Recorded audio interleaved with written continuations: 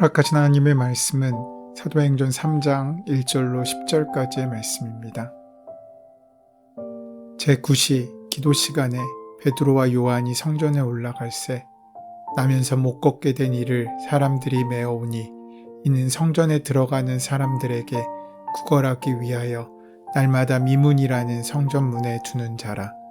그가 베드로와 요한이 성전에 들어가려 함을 보고 구걸하거늘 베드로가 요한과 더불어 주목하여 이르되 우리를 보라 하니 그가 그들에게서 무엇을 얻을까 하여 바라보거늘 베드로가 이르되 은과 금은 내게 없거니와 내게 있는 이것을 내게 주노니 나사렛 예수 그리스도의 이름으로 일어나 걸으라 하고 오른손을 잡아 일으키니 발과 발목에 곧 힘을 얻고 뛰어서서 걸으며 그들과 함께 성전으로 들어가면서 걷기도 하고 뛰기도 하며 하나님을 찬송하니 모든 백성이 그 걷는 것과 하나님을 찬송함을 보고 그가 본래 성전 미문에 앉아 구걸하던 사람인 줄 알고 그에게 일어난 일로 인하여 심히 놀랍게 여기며 놀라니라.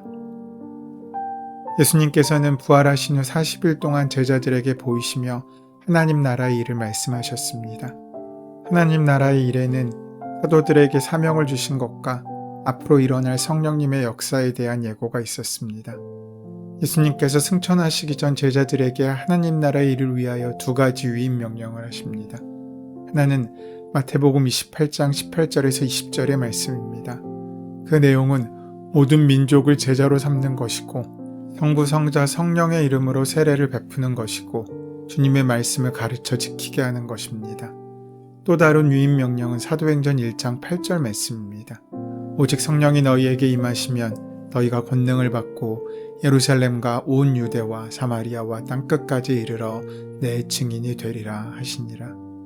성령님이 제자들에게 임하실 때 권능을 받는다는 것과 예루살렘을 시작으로 땅끝까지 이르러 주님의 증인이 되어야 한다는 말씀입니다. 주님께서 말씀하신 대로 오순절에 제자들에게는 성령이 임하셨습니다. 제자들은 권능을 받아 신비로운 일들을 행하였습니다. 그 일은 오순절에 제자들이 한 번도 사용하지 않았던 외국어를 세계 각국에 모인 사람들에게 말했던 것입니다. 이러한 신비한 일이 있은 다음 성령님에 의해 말씀의 권능이 베드로에게 임하였습니다. 베드로의 설교를 듣던 사람 3,000명은 그 마음이 찔려서 회개하고 세례를 받습니다. 이후 초대교회에서 기적과 표적이 많이 나타났고 물건을 서로 통용하고 재산과 소유를 팔아 구제하며 모이기에 힘쓰고 성찬과 애찬을 함께하며 하나님을 찬미함으로 구원받은 사람의 수가 점점 늘어났다고 성경은 기록하고 있습니다. 그러나 물론 이러한 역사 가운데 교회에 어려움이 없었던 것은 아니었습니다. 교회는 하나님 나라의 일을 하며 하나님의 구원을 이루는 통로가 되기 때문에 악한 세력의 공격을 받습니다. 초대교회에서 성령님의 권능으로 기적과 표적과 말씀의 능력이 나타났지만 그 외부의 박해와 내부의 갈등도 분명히 존재했습니다.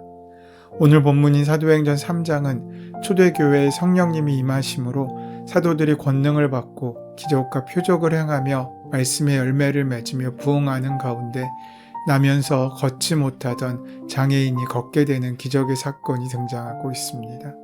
오늘 본문은 나면서부터 걷지 못하는 장애를 가지고 태어나 무려 40년 동안이나 성전 미문에 앉아 구걸하던 거지를 베드로가 예수 그리스도의 이름으로 치유하여 준 사건을 증거해주고 있습니다. 오늘 본문에 등장하는 제9시란 지금의 시간으로는 오후 3시를 뜻합니다. 유대인들은 하루에 3번씩 성전을 찾아 기도했습니다.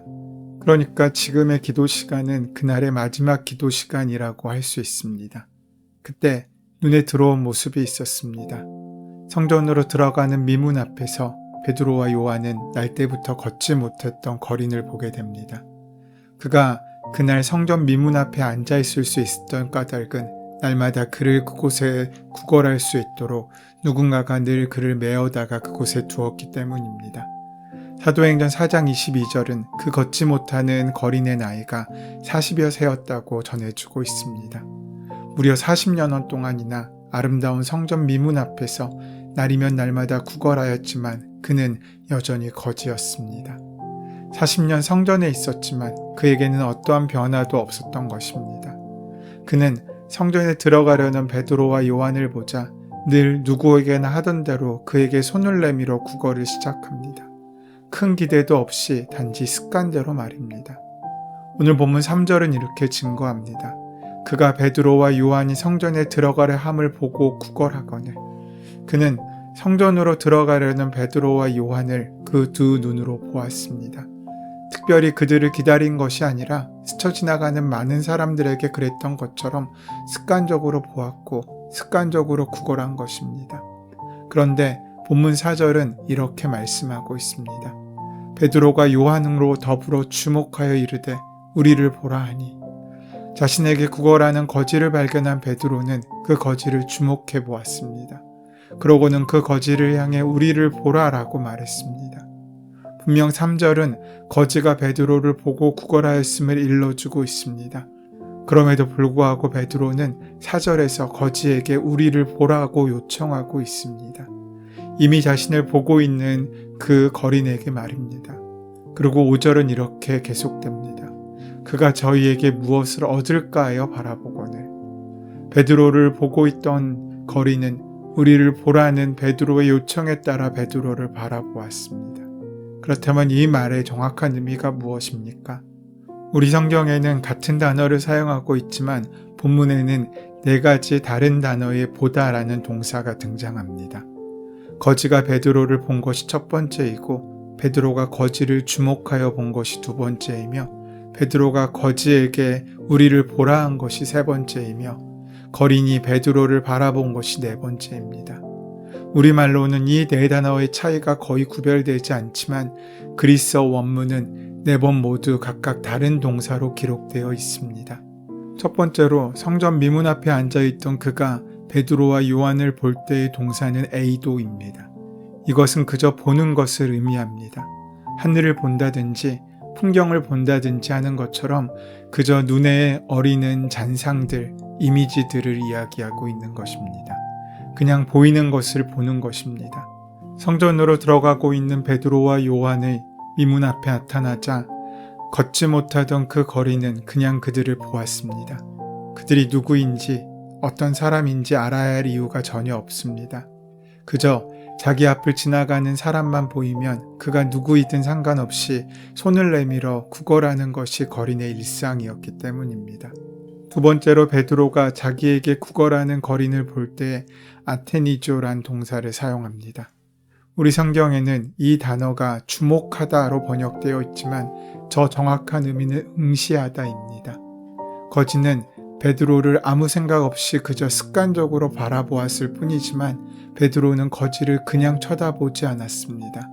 그의 시선을 모아 그 거린을 응시하고 있는 것입니다. 그리고 세 번째로 베드로가 이 거린을 향하여 우리를 보라고 요청할 때의 단어는 블레포입니다. 영어로 표현하면 look at, 즉 주목하여 본다는 것입니다.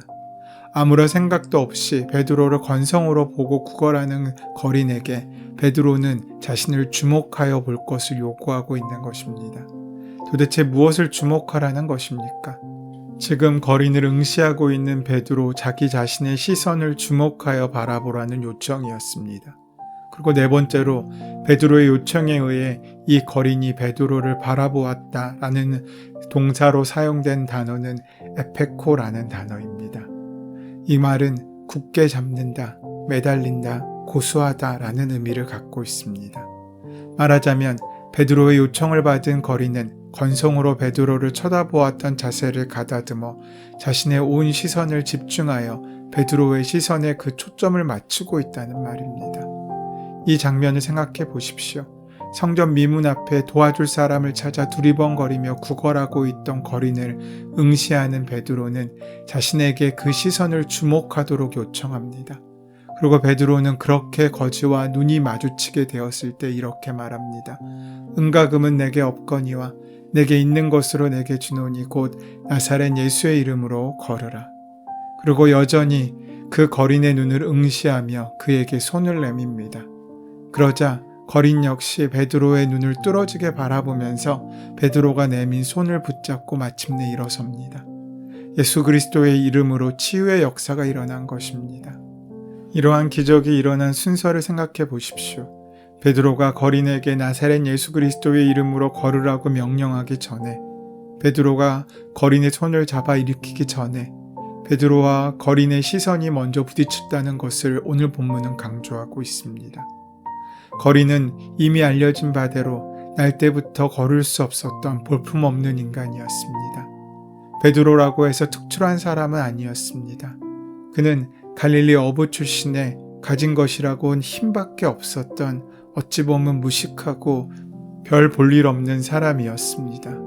그런데 어떻게 베드로는 자신에게 주목하라고 요구하였으며 또 거린은 베드로에게 그 시선을 집중하였을 때 어떻게 놀라운 기적의 역사가 일어날 수 있었겠습니까?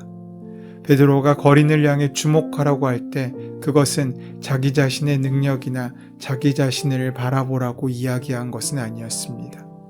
그가 지금 거린에게 요청하고 있는 것은 그가 가지고 있었던, 아니 지금 그에게는 있지도 않는 은과 금이 아니라 그 안에 가득 담겨진 예수 그리스도와 성령의 충만함이었습니다.